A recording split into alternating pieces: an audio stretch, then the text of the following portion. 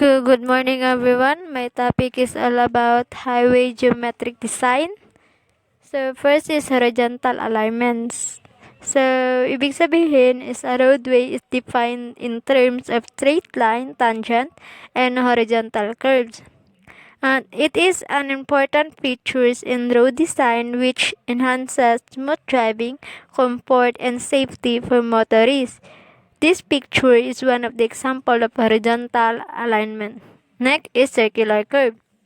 Circular curve for a large radius, as in railroad practice, distances along the arc are considered to be the same as along the chord. For highways, usually the distances are considered to be along the arcs, and the corresponding chord lengths are computed for measurement in the field. Ibig sabihin, ang circular curve daw is nag-connect siya to intersecting tangent straight section of highway or railroad. And important nito is nag-provide siya a natural, easy to follow path for drivers. Trust that the centrifugal force increases or decreases gradually as a vehicle enters or leaves a circular curve. As you can see, the two pictures are the same path or road. So, mostly makikita natin ito sa papuntang Baluyan. And also, nag-maintain ito for smooth traffic flow, decrease the likelihood of accident, and assure road users safety. Next is sharpness of curve. Sharpness of curve can be expressed by using two measurement. So, ibig sabihin sa sharpness of curve daw is ito yung road na papaliko or U-turn. So, as you can see, this picture is one of the example of sharpness of curve. So, mostly magkakaroon ng skillding it because mabilis yung pagtakbo ng kanilang sasakyan. So, kailangan natin always slow down before you enter the curve. And so you do not have to brake in the curve. Braking in a curve can cause the vehicle to skid. And also, kailangan pag magliko tayo, you need to slow down. Take your foot of the acceleration and if necessary, brake. It is important to brake in a straight line para maiwasan ang pagkakaroon ng accident or skidding ng ating sasakyan.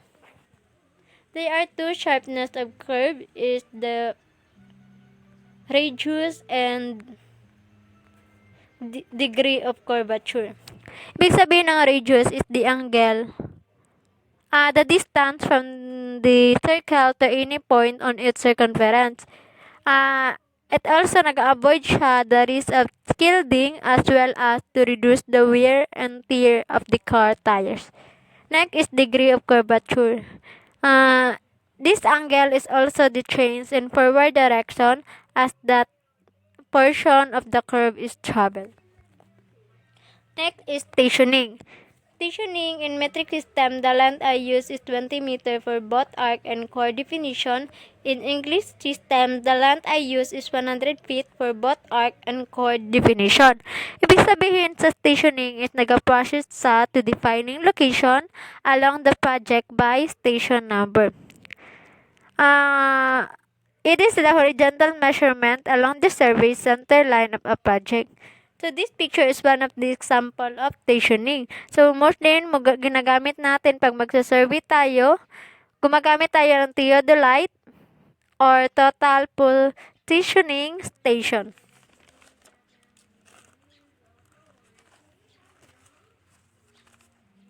Next is simple curve.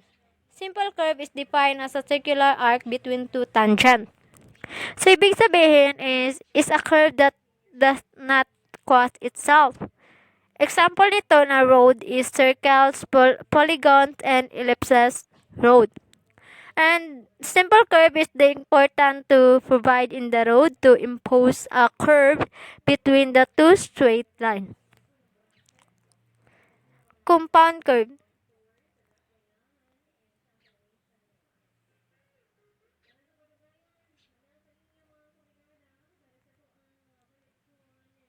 Compound curve is defined as a two-arc simple curve having its centers on the same side of the common tangent. Ibig sabihin is easily to adapt to mountainous terrain or areas cut by large or winding rivers. Simple curve and compound curve is the same road. So, ito yung mostly ginagamit natin katulad na lang sa highway. There are two way, the entering and the leaving way. So, iwasan natin yung pag kuha ng daan. Kaya nagkakaroon tayo ng accident is because hindi tayo sumusunod sa patakaran ng way.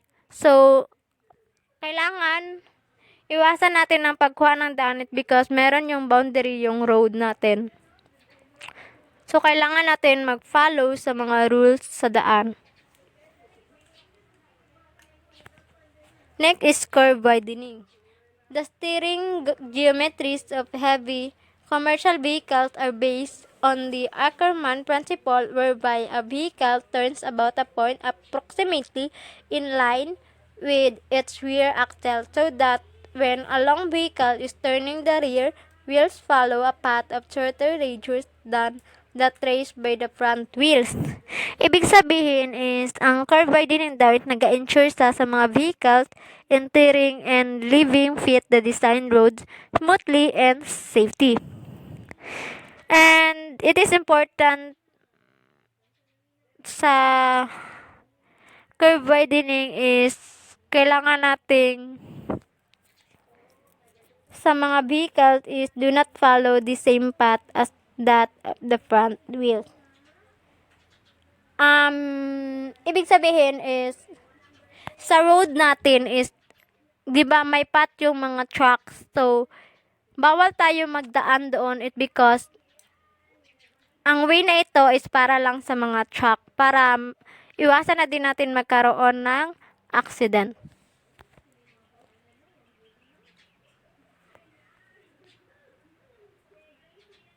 Next is vertical alignment design. Vertical alignment design refers to the design of the tangent and curves which compose the profile of the road. Its primary aim is to ensure that a continuously unfolding ribbon of road is presented to motorists so that the anticipation of directional change and future action is instantaneous and correct. So, ang itong vertical alignment is nag-present siya of height and depth and vertical axis with respect to horizontal axis of alignment. The height and depth in road may be in form of gradient, straight line in a vertical plane, or vertical curve. The important of vertical alignment is to affect travel speed, safety, and its appearance. Gradient. Although the use of step tangent gradient in hilly terrain generally result in lower road construction and environmental costs, it is also adds to road user costs through delays in extra fuel and accident. So, ibig sabihin ng gradient is, ito yung road na mostly walang walang mga bahay. So, kailangan natin maglagay ng station para sa fuel in case na may mga cars na dumadaan na mauubusan sila ng mga fuels is pwede sila doon magpagas. So, ang gradient is nag-reach siya of rising or falls along the length of the road with respect to the horizontal alignment. It is the vertically experienced during travel, spread over the corresponding horizontal distance. The one example is yung mga way ng mga cars or motorbike. Gliding lanes. Gliding lanes is the maximum gradient is not in itself a complete design control, and an extra climbing lane is often provided on long uphill climbs. The addition of a climbing lane is normally considered when the combination of hill severity and traffic volumes and composition is such that the operational benefit achieved are greater than the additional cost of providing the extra lane. Ibig sabihin is nag-additional siya sa roadway lane that allows heavy or underpowered vehicles to ascend a step grade without slowing other traffic. Itong climbing lanes is nagkakaroon tayo ng overtaking lane. The importance of this is to improve safety, ease congestion, and prevent delays. And it's also to govern the operating speed of the highway. And also naman, para ma-ensure natin a uniform rate of fall or rise of the track.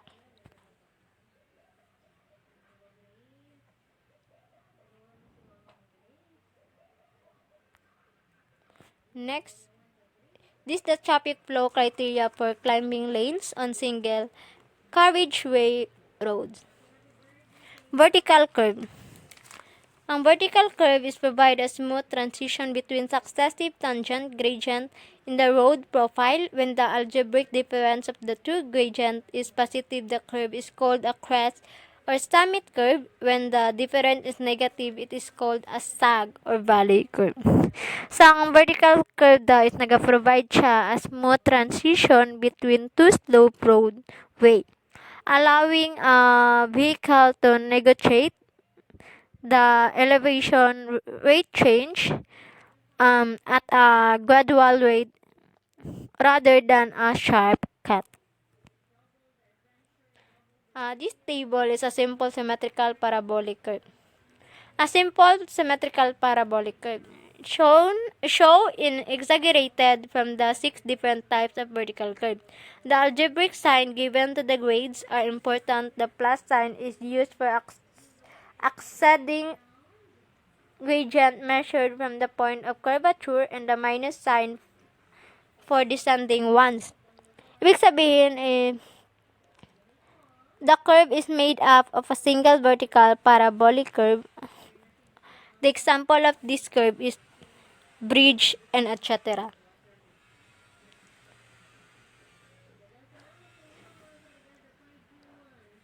Typical curves, crease curve, and sag curves. This picture is the table of this.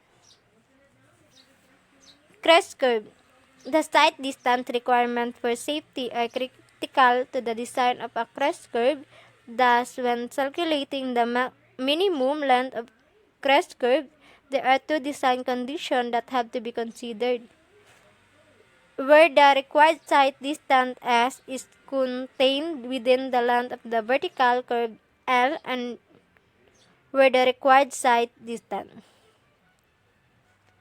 This is the figure of sight distance over crest curve when S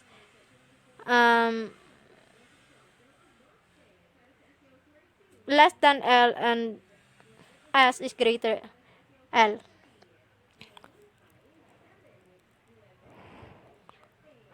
So, ibig sabihin sa crest curve is nag-connect siya to inclined section of roadway forming a crest, and they are relatively easy to design. Next is sag curve. Ang sag curve naman is when a road passes beneath an overpass, the driver lines of sight may be obstructed by the edge of the bridge. Then the minimum length of sag curve which meet minimum stopping sight distance requirement is given by. So, ibig sabihin ng sag curve is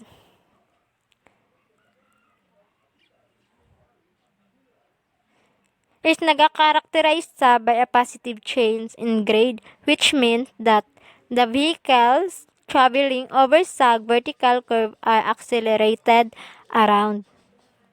And it also connect descending grades forming a bowl or a sag. This is the formula of sag curve.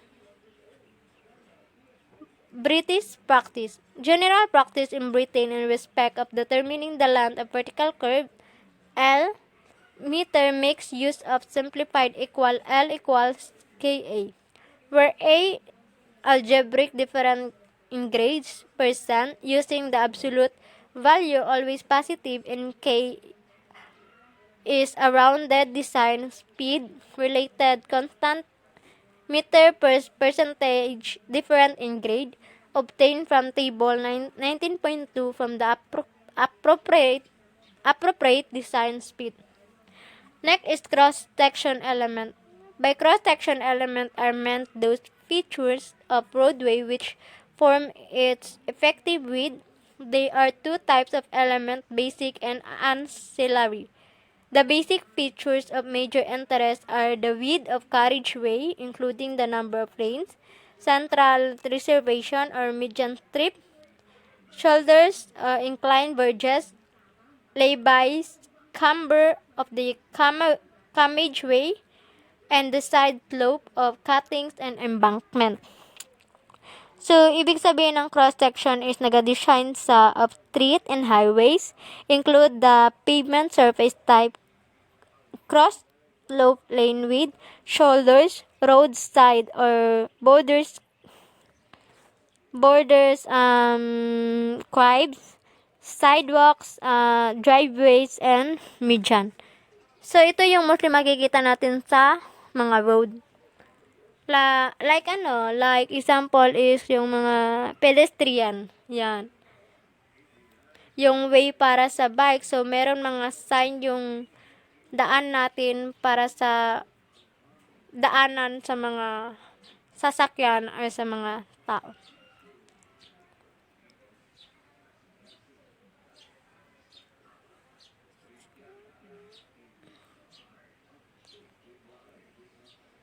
So, yun lang. So, thank you.